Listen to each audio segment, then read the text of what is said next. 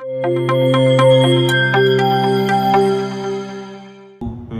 सब तेरा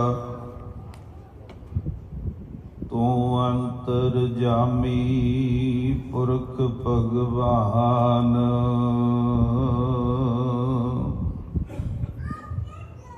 दासन दास कहे जन नानक जिहा तू कराई तिहा हो करीब खियाण। तुध आगे अरदास हमारी जियो पिंड सब तेरा। कहो नानक सब तेरी वडियाई। कोई नाओ ना जाने मेरा परम सत्कारयोग अकाल पुरख वाहिगुरु जी की अपार बख्शिश दया दृष्टि का सदका जुगो जुगे अटल चवर तख्त छत्र दे मालक सत संतोख विचार दे दाते साहिब श्री गुरु ग्रंथ साहिब जी सच्चे पातशाह जियां दे पावन पवित्र बख्शिश भरे चरनां दा आनंद माण रहे। गुरु सवारे गुरु प्यारे सत्कारयोग सतसंगियो दासरे दी फतेह प्रवान करो जी। वाहिगुरु जी का खालसा वाहिगुरु जी की फतेह। सीमित समय विच आपां गल करनी है। दासरे तो पहला सत्कारयोग भाई साहब जी ने कीर्तन राही तुहानूं जोड़िया। पातशाह दी बाणी कहती है गुण गावत मन हरिया होवै, कथा सुनत मल सगली खोवै। आओ जिन्ना समा हो सतगुर शब्द बख्शिश करते ने शब्द की विचार नाल जुड़न का यतन करिए। बिलावल राग विच भगत कबीर साहब दीआं दो पंक्तियां नूं आधार बना के आपां विचार करन का यतन करांगे। भगत जी कहंदे विद्या ना पढ़ो बाध नहीं जानो, हर गुण कथत सुनत बौरानो। इहदा भाव ये नहीं ले लेना कि भगत जी ये कह रहे हैं कि विद्या पढ़नी नहीं है।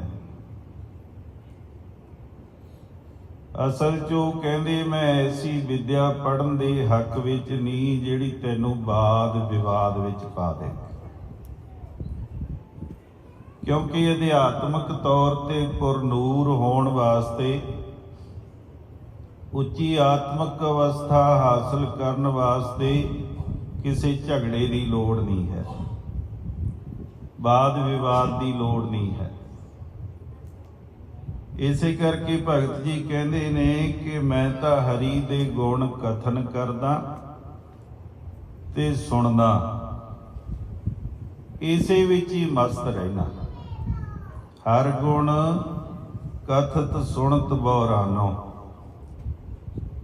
गुरमुख प्यारिओ मनुखी जीवन की ये हरकत है कि असी वध तो वध जानना चाहुंदे, जानन की साडे अंदर भुख है ते होनी भी चाहिए। बंदे दे अंदर ज्ञान की अवस्था होनी चाहिए। पर जरूरी ये गल है कि साडे ज्ञान दे राही सानू ये पता लगे कि जहर की है ते अमृत की है। बिख अमृत करतार उपाए, ये संसार बिरख को दोए फल लाए। दोवें चीज़ां मौजूद ने, असी चोण करनी है। ते जे अमृत दा नाम पता चले ते जहर दा नाम पता चले, इहदा मतलब है जीवन रुक गया, मनुख होण दा एहसास नहीं होया। मुख तौर ते दो ही हिस्से ने साडे, एक शरीर है, एक दिमाग है। शरीर भोजन नाल चलदा है ते दिमाग जानकारी नाल चलदा है, नॉलेज के आधार पर चलता है। ते सियाणे बैठे हो, जे गलत भोजन छकिया जाए ना तो शरीर रोगी हो जाता, ते जे गलत जानकारी दिमाग विच इकट्ठी हो जाए तो दिमाग रोगी हो जाता। आ भाई साहब ने बेनती करती वो सरसे वाले दी पखंडी दी। एक बारी 15 दिन का मेरा कैलगरी प्रोग्राम सी, उत्थे भी सैकटरी साहब ने यह गल कहती, 1 मिनट लवां तुहाडा। जानदा मैं सब कुछ आउंदे बारे मोटा मोटा, पर बाद च ना संगत चों 2 प्राणी आए ते वो आके कहंदे ना, कहंदे जी बहुत ऊंची हस्ती है साडे गुरु दी, ऐसे मैल दे भरे आदमी की इत्थे गल करनी शोभा नहीं। पर चलो फिर भी टूक मात्र अर्ज करा तुहाडे चरनां च, गलत जानकारी की गल हो रही। हुण शब्द हजम कर लिओ, तुहानूं सारिआं नूं पता ही है, गुरु की हजूरी च बैठ के कहना भी बड़ा औखा है। किसी संघर्ष के अधीन तो अंदर है नहीं, वो रेप का विक्टिम है, रेप का वाहिगुरू आरोपी है, ते कतल का है। पर गलत जानकारी इन्नी भर जाती है, कई बारी खिमा कर दो, जाने अनजाने घट असी भी नहीं हाँ, कई बारी असी भी पखंडियां दे पिछे लग जाते। उन्हें एक चिट्ठी भेजी सुनारिया जेल तो, ते पखंड किया उही जिहड़ा कदे उन्हें अमृत छकाउण दा सांग करिया सी। चिट्ठी भी हुक्मनामे के स्टाइल च भेजी, गोल्डन फ्रेम। ते जदों दुख नाल कहना पैंदा है, सुनन वालियां कोल जानकारी गलत होवे ना, ते वो चिट्ठी एक ने पढ़ के सुनाई ते 90% तुसीं यकीन करो, जिहड़ी संगत बैठी सी ना सामने, जिहनूं वो संगत कहंदे, वो भुब्बा मार के रोन लगा। कारण की है? गलत जानकारी जिहड़ी दा आपां जिक्र कर रहे हैं। ते ओहदियां पोशाकां 15-15 लाख दियां विक जांदियां, जिहड़ियां एक दिन च लाउंदा, वो रूबरू नाइट करदे हो, बाद चों कपड़े बेचने ते लोकां ने बोली लाउणी। बस ज़्यादा नहीं, मैं इधर नूं जाना, हजम कर लिओ। ये गोटा किनारी वाले ते शिंगार करन वाले बाबे अपने भी हैगे, उन्हां दे पिछे आपां बथेरे तुले फिरदे, घट नहीं है आपां किसे। बस इशारा ही समझ लिओ। गलत जिहड़ी जानकारी है ना, वो बंदे नूं पखंड दा अनुयायी बना दिंदी ते दिमाग रोगी हो जाता है। जिथे शरीरक बीमारियां छूतदियां ते लगातार फैलदियां, जिहड़ियां इन्फैक्शियस डिजीज़ ने, जिहड़ी गलत जानकारी है ना, वो जदों समाज विच फैल जाती है तो समाजिक पतन हो जाता। इस करके इहो जिहियां जिहड़ियां अकल दीयां गल्लां है ना, ਉਸੇ ਵਾਸਤੇ ਹੀ ਕਹਿੰਦੇ ਆ ਭਗਤ ਜੀ, ਵਿਦਿਆ ਨਾ ਪੜ੍ਹੋ ਬਾਦ ਨਹੀਂ ਜਾਣੋ, ਕਿ ਐਸੇ ਵਾਦ ਵਿਵਾਦ ਦੀਆਂ ਗੱਲਾਂ, ਐਸੀ ਗਲਤ ਜਾਣਕਾਰੀ ਇਕੱਠੀ ਕਰਨ ਵਾਸਤੇ ਮੈਂ ਵਿਦਿਆ ਨਹੀਂ ਪੜ੍ਹਦਾ। ਕਿਸੇ ਆਲਮ ਨੇ ਕਿਹਾ ਹੈ, ਕਹਿੰਦੇ ਅਕਲ ਬਾਰੀਕ ਹੋਈ ਜਾਤੀ ਹੈ। ਅਕਲ ਤਾਂ ਬਹੁਤ ਆ ਗਈ ਸੰਸਾਰ ਨੂੰ, रूह तारीख हुई जाती पर रूह खत्म हो गई विच। गल्लां वड्डियां वड्डियां ते आत्मक तल ते कुछ भी नहीं। वो कहना अच्छी सीरत को देखता है कौन, अच्छी सूरत पे जान देते हैं सब। सीरत कौन देंदा, सूरतां दे पिछे लग्या संसार। ਇਹ ਤਾਂ ਗੁਰੂ ਅਮਰਦਾਸ ਸਾਹਿਬ ਸੱਚੇ ਪਾਤਸ਼ਾਹ ਸੀ, ਜਿਨ੍ਹਾਂ ਨੇ ਸੀਰਤ ਦੇਖੀ ਭਾਈ ਜੇਠਾ ਜੀ, ਤੇ ਦੇਖਿਆ ਵੀ ਮੁੰਡਾ ਕਿਰਦਾਰ ਵਾਲਾ ਹੈ। ਜਦੋਂ ਮਾਤਾ ਜੀ ਨੇ ਕਿਹਾ ਨਾ ਕਿ ਬੇਟੀ ਦਾ ਰਿਸ਼ਤਾ ਕਰਨਾ, ਕਹਿੰਦੇ ਫਿਰ ਇਹਨੂੰ ਹੀ ਕਰਾਂਗੇ। ਅਸੀਂ ਸਿੱਖਿਆ ਨਹੀਂ ਹੈ, ਅਸੀਂ ਰਿਸ਼ਤੇ ਕਰਨ ਵੇਲੇ ਕੀ ਪੜਤਾਲਦੇ ਹਾਂ? ਕਿਰਦਾਰ ਪੜਤਾਲਦੇ ਹਾਂ। ਅਸੀਂ ਤਾਂ ਇਹੀ ਦੇਖਦੇ ਹਾਂ ਵੀ ਕਿੱਡਾ ਵੱਡਾ ਬੰਗਲਾ ਹੈ, ਕਿੰਨੀ ਜਾਇਦਾਦ ਹੈ, ਇਹਨਾਂ ਚੀਜ਼ਾਂ ਤੇ ਧਿਆਨ ਵੱਧ ਹੈ।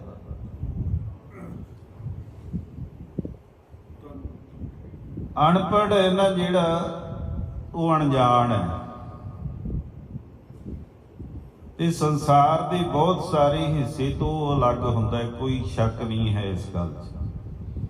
ਪਰ ਧਿਆਨ ਵਧਾਇਓ, ਦਾਸ ਜਿਹੜੀ ਗੱਲ ਕਹਿਣਾ ਚਾਹੁੰਦਾ ਹੈ, ਪਰ ਨਿਰੰਕਾਰ ਨੂੰ ਸਮਝਣ 'ਚ ਸਮਰੱਥ ਹੈ ਅਨਪੜ੍ਹ ਵੀ, ਸਮਝ ਸਕਦਾ ਹੈ, ਕਿਉਂਕਿ ਗੁਰਮੁਖੋ ਧਰਮ ਕੋਈ ਸਿੱਖਿਆ ਨਹੀਂ ਹੈ। ਧਿਆਨ ਦਿਓ, ਧਰਮ ਕੋਈ ਸਿੱਖਿਆ ਨਹੀਂ ਹੈ ਬਲਕਿ ਸਾਧਨਾ ਹੈ। ਤੁਹਾਨੂੰ ਕੋਈ ਕਹੀ ਜਾਵੇ, ਆਮ ਤੌਰ ਤੇ ਪ੍ਰਚਾਰਕ ਕਹਿੰਦੇ ਹੀ ਨੇ ਨਾ ਕਿ ਸੱਚ ਬੋਲੋ, ਸੱਚ ਬੋਲੋ। ਸਾਡੇ ਤਾਂ ਕੰਧਾਂ ਤੇ ਲਿਖਿਆ ਹਿੰਦੁਸਤਾਨ 'ਚ, ਕਹਿੰਦੇ ਸਦਾ ਸੱਚ ਬੋਲੋ। ਇਹ ਸਿੱਖਿਆ ਹੈ। ਤੇ ਸਾਧਨਾ ਕੀ ਹੈ? ਜਿਹੜਾ ਦੱਸਣ ਵਾਲਾ ਉਹਨੂੰ ਜੇ ਪੁੱਛੋ ਭਾਈ ਸਾਹਿਬ ਤੁਸੀਂ ਸੱਚ ਬੋਲਦੇ ਹੋ, ਪਸੀਨਾ ਆ ਜਾਣਾ। ਸੱਚ ਸਾਧਨਾ ਦਾ ਨਾਮ ਹੈ। ਸੱਚ ਦੇ ਮਾਰਗ ਤੇ ਚੱਲਣ ਵਾਸਤੇ ਸਾਧਨਾ ਕਰਨੀ ਪੈਂਦੀ ਹੈ।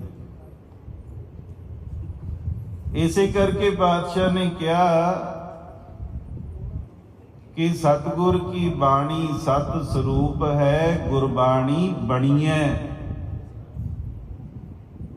ਤੂੰ ਕੱਲਾ ਪੜ੍ਹਨੀ ਨਹੀਂ ਹੈ, ਕੱਲੀ ਸੁਣਨੀ ਨਹੀਂ ਹੈ, ਗੁਰਬਾਣੀ, ਗੁਰਬਾਣੀ ਦਾ ਰੂਪ ਬਣਨਾ। ਗੁਰਬਾਣੀ ਜਿਹੜਾ ਕੁਝ ਕਹਿੰਦੀ ਹੈ ਉਸ ਤਰ੍ਹਾਂ ਦਾ ਤੇਰਾ ਜੀਵਨ ਹੋਵੇ। ਤੇ ਜਿਨ੍ਹਾਂ ਦੇ ਸ਼ਬਦ ਦਾ ਆਪਾਂ ਜ਼ਿਕਰ ਕਰ ਰਹੇ ਹਾਂ, ਉਹਨਾਂ ਨੂੰ ਤਾਂ ਹਿੰਦੁਸਤਾਨ 'ਚ ਨਾ ਤਾਂ ਵਿਦਿਆਲਿਆਂ ਦੇ ਦਰਵਾਜ਼ੇ ਉਹਨਾਂ ਵਾਸਤੇ ਬੰਦ, ਤੇ ਇੱਥੋਂ ਤੱਕ ਜ਼ੁਲਮ ਕਿ ਉਹ ਪਰਮਾਤਮਾ ਦਾ ਜਸ ਸੁਣ ਵੀ ਨਹੀਂ ਸਕਦੇ ਸੀ ਤੇ ਗਾ ਵੀ ਨਹੀਂ ਸਕਦੇ ਸੀ। ਧਾਰਮਿਕ ਮੰਦਰਾਂ 'ਚ ਜਾਣ ਤੇ ਵੀ ਪਾਬੰਦੀ ਤੇ ਸਕੂਲਾਂ 'ਚ ਜਾਣ ਤੇ ਵੀ ਪਾਬੰਦੀ। ਪਰ ਫਿਰ ਵੀ ਐਸੇ ਰੱਬ ਦੇ ਪਿਆਰੇ ਕਿ ਉਹਨਾਂ ਦੇ ਅੰਦਰੋਂ ਗੀਤ ਵੀ ਨਿਕਲਿਆ ਤੇ ਸੰਗੀਤ ਵੀ ਨਿਕਲਿਆ। ਇਸੇ ਕਰਕੇ ਸਤਿਗੁਰਾਂ ਨੇ ਕਹਿਤਾ ਬਾਣੀ ਵਿੱਚ, ਕਹਿੰਦੇ ਜੋ ਪ੍ਰਾਣੀ ਗੋਬਿੰਦ ਧਿਆਵੈ, ਪੜ੍ਹਿਆ ਅਣਪੜ੍ਹਿਆ ਪਰਮਗਤ ਪਾਵੈ। ਇਥੋਂ ਗੱਲ ਸਪਸ਼ਟ ਹੋ ਜਾਂਦੀ ਹੈ ਕਿ ਪੜ੍ਹਾਈ ਨੂੰ ਰਿਜੈਕਟ ਨਹੀਂ ਕੀਤਾ, ਦੋਵੇਂ ਰੱਖ ਲਏ।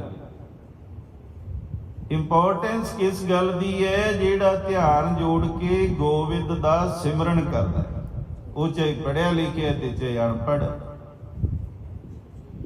ਉਹ ਪਰਮ ਗਤੀ ਨੂੰ, ਉੱਚੀ ਆਤਮਕ ਅਵਸਥਾ ਨੂੰ ਪ੍ਰਾਪਤ ਹੋ ਸਕਦਾ ਹੈ। ਤੇ ਇਲਮ ਦਾ ਜਿਹੜਾ ਸ਼ਿੰਗਾਰ ਹੈ ਨਾ ਗੁਰਮੁਖੋ, ਉਹ ਬੰਦੇ ਨੂੰ ਪ੍ਰਭਾਵੀ ਵਕਤਾ ਬਣਾ ਸਕਦਾ ਹੈ। ਕੋਈ ਬਾਹਰੀ ਤੌਰ ਤੇ ਸ਼ਿੰਗਾਰਿਆ ਹੋਵੇ ਉਹ ਧਰਮੀ ਦਿਸ ਸਕਦਾ ਹੈ, ਪਰ ਸ਼ਿੰਗਾਰੀ ਦੇਹੀ ਵਿੱਚ ਧਰਮ ਦੀ ਜਿਹੜੀ ਰੂਹ ਹੈ ਨਾ ਉਹ ਨਹੀਂ ਹੁੰਦੀ। ਸਾਡੇ ਮੁਲਕ ਦਾ ਇੱਕ ਆਲਮ ਹੋਇਆ, ਖਾਸ ਕਰ ਮਾਤਾਵਾਂ ਭੈਣਾਂ ਗੁੱਸਾ ਨਾ ਕਰਨ, ਉਹ ਪਤਾ ਕੀ ਕਹਿੰਦਾ, ਕਹਿੰਦਾ ਬੁੱਲਾਂ ਤੇ ਲੱਗੀ ਹੋਈ ਸੁਰਖੀ ਦੱਸ ਰਹੀ ਹੈ ਕਿ ਜਿਹੜੀ ਕੁਦਰਤੀ ਲਾਲੀ ਹੈ ਉਹ ਖਤਮ ਹੋ ਗਈ। ਕੀਤਾ ਹੋਇਆ ਸ਼ਿੰਗਾਰ ਦੱਸ ਰਿਹਾ ਹੈ ਕਿ ਤੇਰੇ ਪੱਲੇ ਨਹੀਂ ਹੈ ਕੁਛ, ਸ਼ਿੰਗਾਰ ਨਾਲ ਹੀ ਪ੍ਰਭਾਵਿਤ ਕਰਨਾ ਚਾਹੁੰਦਾ ਸੰਸਾਰ। ਇਸ ਕਰਕੇ ਪਾਤਸ਼ਾਹ ਕਹਿੰਦੇ ਨਾ, ਨਾਮ ਬਿਨਾ ਜੀਤਾ ਵਿਵਹਾਰ, ਬੰਦਗੀ ਤੋਂ ਬਿਨਾ, ਸਿਮਰਨ ਤੋਂ ਬਿਨਾ ਜਿੰਨਾ ਵੀ ਤੇਰਾ ਵਰਤਨ ਵਿਹਾਰ ਹੈ ਨਾ, ਕਹਿੰਦੇ ਜਿਉਂ ਮਿਰਤਕ ਮਿਥਿਆ ਸ਼ਿੰਗਾਰ, ਬਸ ਉਸੇ ਤਰ੍ਹਾਂ ਹੀ ਹੈ ਜਿਵੇਂ ਕਿਸੇ ਮੁਰਦੇ ਨੂੰ ਸ਼ਿੰਗਾਰਿਆ ਹੋ। ਤੇ ਅੱਗੇ ਕਿਉਂਕਿ ਸਮਾਂ ਆਪਣੀ ਚਾਲ ਚੱਲਦਾ, ਬੇਨਤੀ ਕਰਾਂ, ਪੜ੍ਹੀ ਹੋਈ ਵਿਦਿਆ ਨਾਲ ਜੇਕਰ ਪਰਉਪਕਾਰ ਨਾ ਕੀਤਾ, ਨਾ ਕਮਾਇਆ ਪਰਉਪਕਾਰ, ਤੇ ਫਿਰ ਬਾਣੀ ਨੇ ਕਹਿਤਾ ਵੀ ਮੂਰਖ ਹੈ ਬੰਦਾ। ਕਹਿੰਦੇ ਪੜ੍ਹਿਆ ਮੂਰਖ ਆਖੀਐ, ਜਿਸ ਲੱਭ ਲੋਭ ਅਹੰਕਾਰਾ। ਐਸੇ ਪੜ੍ਹੇ ਲਿਖੇ ਨੂੰ ਸਤਿਗੁਰਾਂ ਨੇ ਮੂਰਖ ਕਹਿਤਾ, ਜਿਹੜਾ ਖਾਣ ਪੀਣ ਦਾ ਲਾਲਚ ਕਰਦਾ, ਧਨ ਦੌਲਤ ਦਾ ਲਾਲਚ ਕਰਦਾ। ਇਹਦਾ ਭਾਵ ਇਹ ਨਹੀਂ ਲੈਣਾ ਕਿ ਆਪਣੀ ਕਮਾਈ ਨੂੰ ਨਹੀਂ ਸਾਂਭਣਾ, ਹੰਕਾਰ ਭਰੀਆਂ ਗੱਲਾਂ ਕਰਨੀਆਂ। ਐਸੀ ਪੜ੍ਹਾਈ ਵਾਲੇ ਨੂੰ ਪਾਤਸ਼ਾਹ ਨੇ ਮੂਰਖ ਕਹਿਤਾ। ਤੇ ਦੂਜਾ ਪਾਸਾ ਵੀ ਦਿਖਾਇਆ ਬਾਣੀ ਨੇ, ਕਿਉਂਕਿ ਬਾਣੀ ਨੂੰ ਸਮਗਰਤਾ 'ਚ ਵਿਚਾਰਨਾ ਹੁੰਦਾ, ਕਿਸੇ ਇੱਕ ਪੰਕਤੀ ਤੇ ਨਹੀਂ ਖੜਨਾ। ਪਾਤਸ਼ਾਹ ਕਹਿੰਦੇ ਵਿਦਿਆ ਵਿਚਾਰੀ ਤਾਂ ਪਰਉਪਕਾਰੀ। ਜੇ ਤੂੰ ਪੜ੍ਹ ਲਿਖ ਕੇ ਵਿਚਾਰਵਾਨ ਬਣ ਗਿਆ ਤਾਂ ਉਹਦੇ ਵਿੱਚੋਂ ਪਰਉਪਕਾਰ ਪੈਦਾ ਹੋਊਗਾ, ਭਲਾਈ ਪੈਦਾ ਹੋਊ। ਜਿੱਥੋਂ ਤੱਕ ਉਪਦੇਸ਼ ਦੇਣ ਦਾ ਸਵਾਲ ਹੈ ਨਾ ਗੁਰਮੁਖ ਪਿਆਰਿਓ, ਉਹ ਤਾਂ ਹਰ ਕੋਈ ਦੇਣਾ ਚਾਹੁੰਦਾ ਹੈ। ਸੁਣਨ ਵਾਲਿਆਂ ਦੀ ਗਿਣਤੀ ਘੱਟ ਹੈ, ਦੇਣ ਵਾਲੇ ਵੱਧਦੇ ਜਾਂਦੇ। ਪਰ ਸਿਆਣੇ ਵਿਵੇਕੀ ਵਿਦਵਾਨ ਸੱਜਣ ਕਹਿੰਦੇ ਐ, ਕਹਿੰਦੇ ਜਵਾਨ ਨਾਲੋਂ ਨਾ ਕਰਮ ਦੀ ਆਵਾਜ਼ ਉੱਚੀ ਹੁੰਦੀ। ਗੁਰਸਿੱਖ ਦੇ ਜੀਵਨ ਤੋਂ ਹੀ ਇਹ ਅਹਿਸਾਸ ਹੋ ਜੇ, ਉਹਦੇ ਕਰਮਾਂ ਤੋਂ, ਕਿ ਮੈਂ ਵੀ ਇਹਦੇ ਵਰਗਾ ਬਣਨਾ। ਇਸ ਕਰਕੇ ਨਾ, ਜਿਵੇਂ ਫੁੱਲ ਹੈ ਉਹਦੇ ਤੋਂ ਸੁੰਦਰਤਾ ਤੇ ਮਹਿਕ ਮੰਗਣੀ ਨਹੀਂ ਪੈਂਦੀ, ਸੂਰਜ ਤੋਂ ਰੋਸ਼ਨੀ ਮੰਗਣੀ ਨਹੀਂ ਪੈਂਦੀ। ਤੇ ਜਿਹੜੇ ਸ਼ੁਭ ਕਰਮਾਂ ਵਾਲੇ ਹੈ ਨਾ, ਉਹਨਾਂ ਤੋਂ ਵੀ ਸਿੱਖਿਆ ਆਪੇ ਹੀ ਮਿਲ ਜਾਂਦੀ। ਇਸੇ ਕਰਕੇ ਕਿਹਾ ਮਕਬੂਲ ਨੇ ਉਹ ਪੰਕਤੀਆਂ ਦੇ, ਸ਼ਿਵਾ ਵਰ ਮੋਹੇ ਇਹ ਸ਼ੁਭ ਕਰਮਣ ਤੇ ਕਬੂ ਨਾ। ਜਗਤ ਨੂੰ ਜੀਵਨ ਮਿਲਦਾ ਸ਼ੁਭ ਕਰਮਾਂ ਤੋਂ। ਕੱਲੇ ਉਪਦੇਸ਼ ਕਰਨ ਵਾਲਿਆਂ ਨੂੰ ਤਾਂ ਨਾ ਭਗਤ ਜੀ ਨੇ ਥੋੜਾ ਕਰੜੇ ਢੰਗ ਨਾਲ ਲਿਆ। ਉਹ ਕਹਿੰਦੇ ਨਾ, ਔਰਨ ਕੋ ਉਪਦੇਸ਼ ਤੇ ਮੁਖ ਮੈਂ ਪੜੈ ਹੈ ਰੇਤ, ਰਾਸ ਵਿਰਾਨੀ ਰਾਖ ਤੇ ਖਾਇਆ ਘਰ ਕਾ ਖੇਤ। ਇਸ ਕਰਕੇ ਸਤਿਗੁਰਾਂ ਦੀ ਬਾਣੀ ਨੇ ਮੋਹਰ ਲਾ ਦਿੱਤੀ। ਅਸਲ ਵਿੱਚ ਵਿਦਵਾਨ ਕਿਹਨੂੰ ਕਿਹਾ, ਅਸਲ ਵਿੱਚ ਪੜ੍ਹਿਆ ਲਿਖਿਆ ਕਿਹਨੂੰ ਕਿਹਾ? ਸੋ ਪੰਡਤ ਜੋ ਮਨ ਪ੍ਰਬੁੱਧ ਹੈ। ਪਾਤਸ਼ਾਹ ਕਹਿੰਦੇ ਅਸਲ ਮਾਇਨਿਆਂ ਵਿੱਚ ਉਹ ਵਿਦਵਾਨ ਹੈ ਜਿਹੜੇ ਨੇ ਸਾਧਨਾ ਕਰਕੇ ਆਪਣੇ ਮਨ ਨੂੰ ਪ੍ਰਬੁੱਧ ਕਰ ਲਿਆ, ਗੁਰੂ ਚਰਨਾਂ ਨਾਲ ਜੋੜ ਲਿਆ। ਰਾਮ ਨਾਮ ਆਤਮ ਮੈਂ ਸੋਧੈ, ਆਤਮਿਕ ਤਲ ਤੇ ਕਣ ਕਣ ਵਿੱਚ ਰਮੇ ਹੋਏ ਵਾਹਿਗੁਰੂ ਜੀ ਦੇ ਨਾਮ ਦਾ ਸਿਮਰਨ ਕਰਦਾ। ਤੇ ਫਿਰ ਕਹਿੰਦੇ RAM ਨਾਮ ਸਾਰ ਰਸ ਪੀਵੈ, ਉਸ ਪੰਡਤ ਕੇ ਉਪਦੇਸ਼ ਜਗ ਜੀ। ਐਸਾ ਜਿਹੜਾ ਵਿਦਵਾਨ ਹੈ ਨਾ, ਉਹਦੇ ਉਪਦੇਸ਼ ਤੋਂ, ਜਿਵੇਂ ਗੁਰਬਾਣੀ ਦਾ ਉਪਦੇਸ਼ ਹੈ, ਜਗਤ ਨੂੰ ਜੀਵਨ ਮਿਲਦਾ ਹੈ, ਆਤਮਿਕ ਜੀਵਨ ਮਿਲਦਾ है। कहते दिल से जो बात निकलती है असर रखती है। असल च उतों उतों ही बोली जाने, रूह तो नहीं बोलते। दिल से जो बात निकलती है असर रखती है, पर नहीं, बेशक गल्लां दे खंभ नहीं हुंदे, ताकत ही परवाज मगर रखती है, पर ਉੱਚੀ ਉਡਾਰੀ ਲਵਾ ਸਕਦੀ ਹੈ, ਤੈਨੂੰ ਉੱਚੀ ਆਤਮਿਕ ਅਵਸਥਾ ਵਿੱਚ ਲਿਜਾ ਸਕਦੀ ਹੈ। ਤੇਰੀ ਰੂਹ ਤੋਂ ਨਿਕਲੀ ਹੋਈ ਆਵਾਜ਼, ਤੇਰੇ ਦਿਲ ਦੀ ਪੁਕਾਰ, ਹਿਰਦੇ ਦੀ ਡੂੰਘਾਈ ਚੋਂ ਜਦੋਂ ਕੋਈ ਬੋਲਦਾ ਹੈ ਨਾ, ਉਹ ਜਿਹੜੀ ਗੱਲ ਹੈ ਉਹਦੇ 'ਚ ਮਿਠਾਸ ਹੁੰਦਾ ਹੈ। ਤੁਸੀਂ ਕਿਸੇ ਨਾਲ ਸਫ਼ਰ ਵੀ ਕਰਦੇ ਹੋ ਨਾ, ਤੇ ਮਿੱਠੇ ਬੋਲ ਬੋਲੇ ਗੰਢ ਪ੍ਰੀਤੀ ਮਿੱਠੇ ਬੋਲ, ਪਿਆਰ ਨਾਲ ਹੀ ਪੁੱਛ ਲਿਆ ਨਾ, ਭਾਈ ਸਾਹਿਬ ਤੁਹਾਡਾ ਨਾਂ ਕੀ ਹੈ, ਉਸ ਮਿਠਾਸ ਵਿੱਚੋਂ ਰਿਸ਼ਤਾ ਪੈਦਾ ਹੋ ਜਾਣਾ। ਤੇ ਜਦੋਂ ਹਿਰਦੇ ਦੀ ਡੂੰਘਾਈ ਤੋਂ ਕੋਈ ਗੱਲ ਨਿਕਲਦੀ ਹੈ, ਉਹਦੇ ਵਿੱਚ ਮਿਠਾਸ ਹੁੰਦਾ ਹੈ, ਤੇ ਜਿਹੜਾ ਇਹ ਮਿਠਾਸ ਹੈ ਇਹ ਉਸ ਤਾਰਨਹਾਰ ਵਾਹਿਗੁਰੂ ਨਾਲ ਜੋੜ ਦਿੰਦਾ। इसी करके पातशाह ने कहता, जिसका अंतर वसै निरंकार, जिहदे अंदर वाहिगुरू जी का वासा हो जाए, जिहदे हिरदे विच प्रगट हो जाए, जिहदी आवाज़ रूह तो निकलनी शुरू हो जाए, तिसकी सीख तरै संसार। ओहदी सिक्ख्या नाल संसार तर जांदा है। ਗਿਆਨ ਦਾ ਤੇ ਵਿਗਿਆਨ ਦਾ ਗੁਰਮੁਖੋ ਆਮ ਤੌਰ ਤੇ ਨਾ ਬੜਾ ਝਗੜਾ ਦੱਸਿਆ ਜਾਂਦਾ। ਟੂਕ ਮਾਤਰ ਅਰਜ਼ ਕਰਾਂ, ABC ਦਾਸ ਨੂੰ ਵੀ ਆਉਂਦੀ ਹੈ ਸਾਇੰਸ ਦੀ, BSc ਨੌਨ ਮੈਡੀਕਲ ਹੈ ਮੇਰੀ ਪੜ੍ਹਾਈ। ਪਰ ਸੱਚ ਜਾਣਿਓ, ਜਿੰਨਾ ਕੁ ਪਤਾ ਲੱਗਿਆ ਨਾ, ਹੋ ਸਕਦਾ ਕਿਸੇ ਨੂੰ ਇਹ ਗੱਲ ਨਾ ਹਜਮ ਹੋਵੇ। ਗਿਆਨ ਰਾਜੇ ਤੇ ਵਿਗਿਆਨ ਮੰਗਦਾ। ਜਿੰਨੀਆਂ ਵੀ ਵਿਗਿਆਨ ਦੀਆਂ ਖੋਜਾਂ ਹੋਈਆਂ ਨੇ ਨਾ, ਉਹ ਗਿਆਨਵਾਨ ਲੋਕਾਂ ਨੇ ਕੀਤੀਆਂ। ਪਹਿਲਾਂ ਗਿਆਨ ਪੈਦਾ ਹੋਇਆ, ਫਿਰ ਵਿਗਿਆਨ ਪੈਦਾ ਹੋਇਆ। ਤੇ ਪਦਾਰਥ ਦੀ ਜਿਹੜੀ ਖੋਜ ਹੈ ਨਾ, ਉਹਦੇ ਨਾਲੋਂ ਆਤਮਾ ਦੀ ਖੋਜ ਬਹੁਤ ਕਠਿਨ ਹੈ। ਅੰਤਰਮੁਖੀ ਹੋਣਾ ਬਹੁਤ ਕਠਿਨ ਹੈ।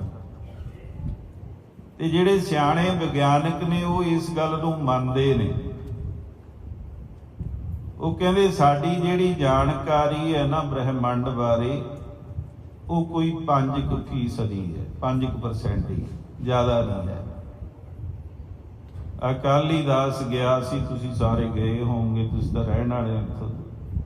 ਐਕੁਏਰੀਅਮ ਬਣਿਆ ਉਹ ਮੌਂਟਰੀ ਵੇ ਤੇ।